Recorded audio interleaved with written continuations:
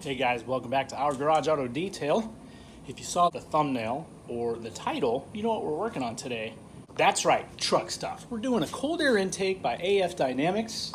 Picked it up on Amazon. Links in the description if you guys are interested. But in this video today, we're gonna do an unboxing. So stay tuned, grab yourself a cold one, pop some popcorn and relax as we do a true unboxing.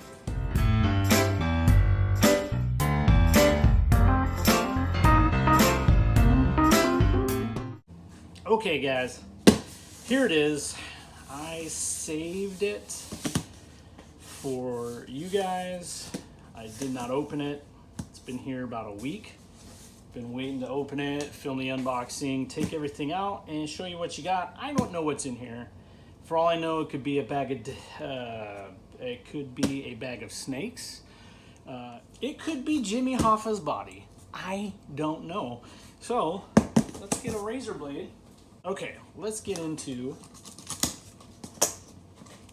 the intake. I'm just gonna make a pile of trash. Oh. Dear valued customer, we'd like to thank you for your recent purchase. Please inspect the package, blah, blah, blah. By the way, one thing that you will find in the box is carcinogenic stuff per the state of California. So, with all the disclaimers and warnings out of the way, let's get to it. Okay, first, looks like a little sticker. I might be flipping this in post-production. Looks like we've got a bunch of heat wrap. So this is probably a double back sticky is what it looks like. Okay, it's a heat protectant foam. It goes to the inside of the air box that I'm assuming we're gonna have to put together. Again, here's the intake. Now, I chose this one because it's very similar to the Flowmaster, but it's like 200 bucks less, or about 150, excuse me. Again, you'll find it at the link in the description. This baby should be coming with everything we need.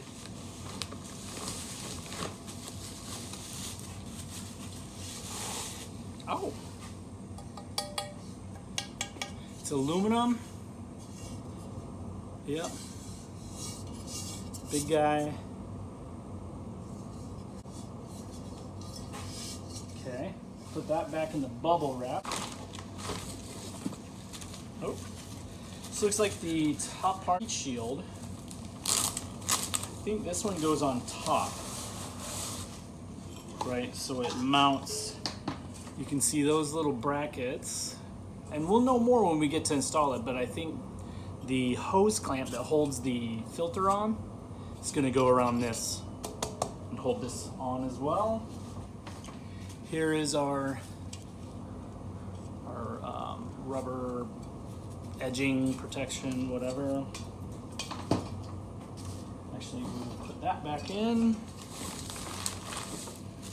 Yeah, this is really nice. It was $179, so 180 bucks, and I'm impressed with the construction at this point. Like, I mean, the aluminum intake too. We've got, feels like steel housing. It's not plastic, right?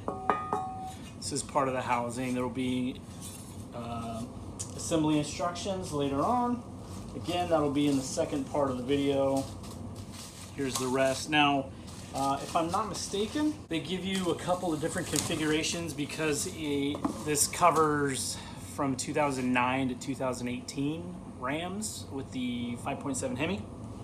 But in like 2016, 2017, the air conditioning lines were routed differently, so it goes close to the air intake.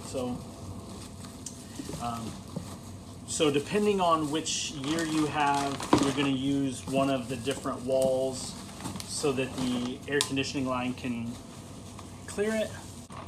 All right, here's that bag of snakes. Gasket material for the top of the box to go around. It's our EGR breather hose or whatever.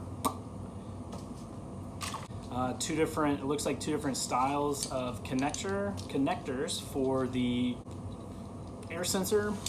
We've got coupling, and the elbow looks like it goes from 4-inch to a 3-inch. And then here's the plastic piece that's going to, I believe this goes into the box, right? So the box is mounted here. Again, we'll have to look over the instructions. So all our fasteners, different brackets,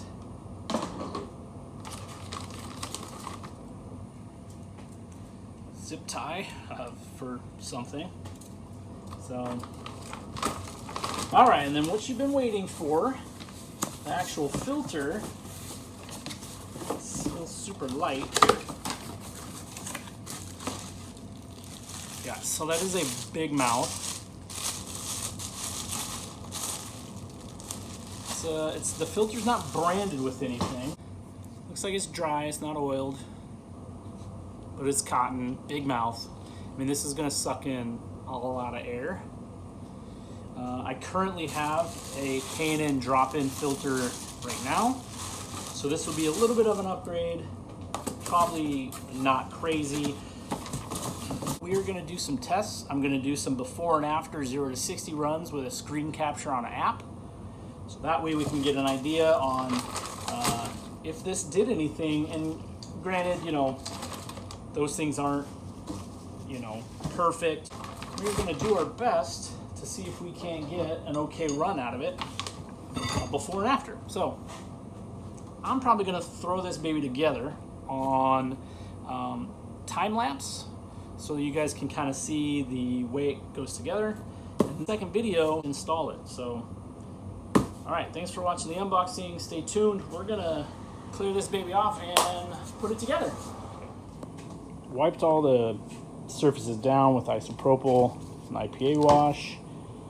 Anyone that details is familiar with that term. All right, here's the instructions. Installation on heat shield. Okay. Heat shield assembled. Okay. And then now the installation. So we're gonna do our best, but I'm gonna throw you up on the mount up there, and we're gonna do a time lapse. I'm gonna assemble this thing, and then in part 2, we're gonna install it. All right.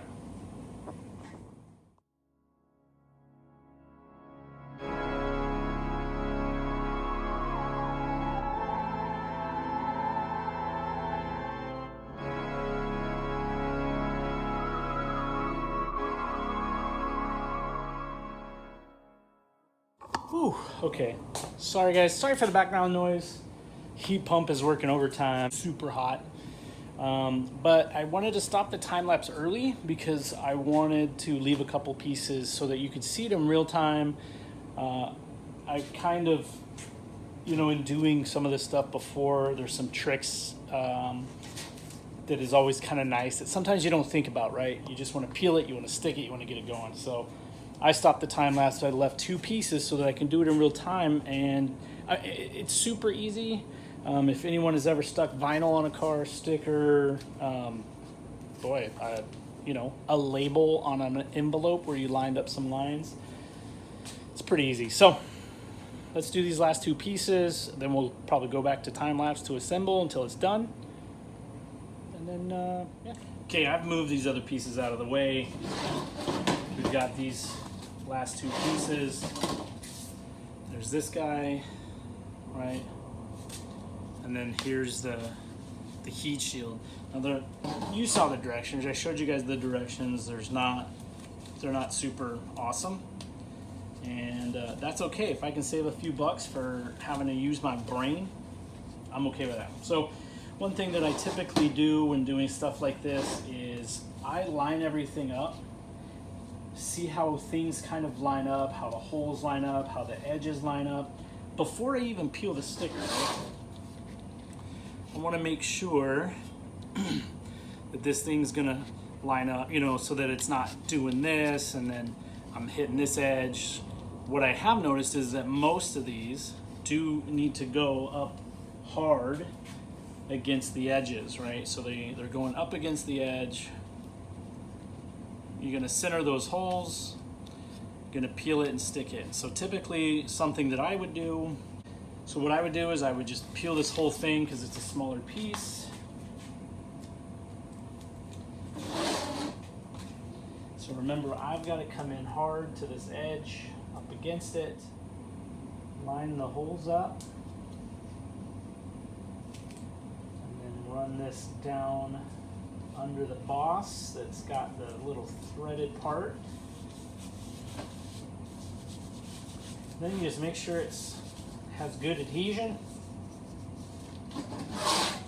This piece, I don't know if you can see the holes, that's where the screws are going into, they're threaded. So, okay, let's do this again. Again, this has holes that you're gonna need to peel.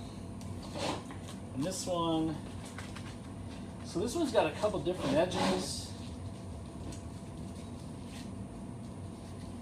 Yeah, this one's not the easiest. All right, so that hole doesn't even line up. Well, can you see that there? So it's hard up against the edge. This hole barely lines up, and this hole doesn't. So,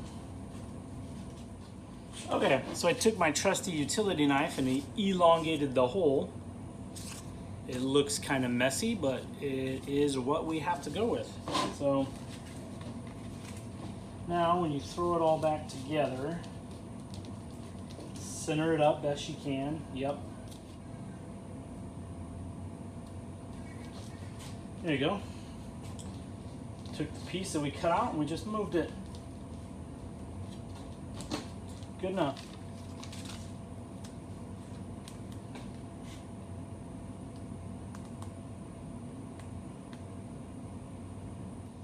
Make sure the crease, make sure it sits on the other angle.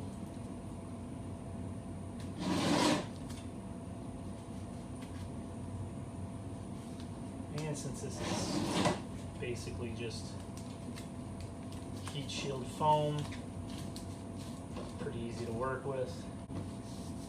Well, a lot like my driving record, it ain't perfect, but it'll do, donkey.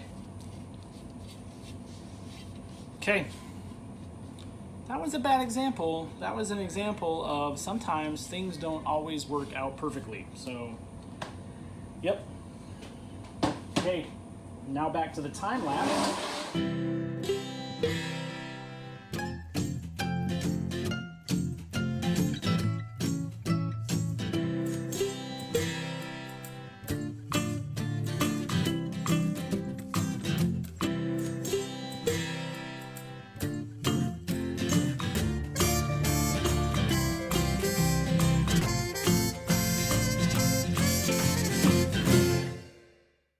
There's the finished product. It's all assembled. This is this piece, again, depending on the year you have. Mine's a 17, so I'm pretty sure it needs this one. If I'm wrong, we'll just change it. It's pretty easy. But go slow. Take your time with the heat shield. Take your time with lining everything up. I loosely assembled everything, and then when everything looks good, I go back and I retighten everything. So that would just be my recommendation. All right, guys, now that we're getting close to the end of the assembly, I just wanted to go over everything before part 2 where we put it in the truck. So we've got, follow me here, smaller of the 4 hose clamps, one of the big ones. The elbow is in this configuration. Goes into the intake tube. Your black grommet that came with it, that just kind of seats in there. Intake air temperature, IAT sensor goes in there. This is the hose. You'll see during installation, we're gonna have to cut the factory hose, slide that over the top. Here is our pigtails for the sensor. 2 of the same size, the bigger ones, They called this the hump connector or something, but it connects to the box. This is our plastic air horn. There's these button head cap screws. Those are a 4mm for these. Our Allen drive button head screws. Those are a 2.5mm. Okay, we've got those 3 bolts with washers on each side, nuts. These are finger tight right now. Till we get it in there, we can tighten them up. Those are going to be 10 mils. Yes, so hopefully you have your 10 mil. You're going to need a screwdriver. You can either use a screwdriver for the hose clamps. I prefer to use the 7mm for the hose clamps. Okay, that's how it should basically look assembled. And again, this is a configuration of a 17. That's it for today. It's been a long enough video. You guys have stuck with me for long enough. Don't miss part 2. Throw this baby in the truck. Part 3, we're gonna do some before and after runs to see if this made any difference on our 0 to 60. All right, guys, if you liked what you saw, you know what to do. If you wanna see more, you know what to do. Take care of yourself and each other.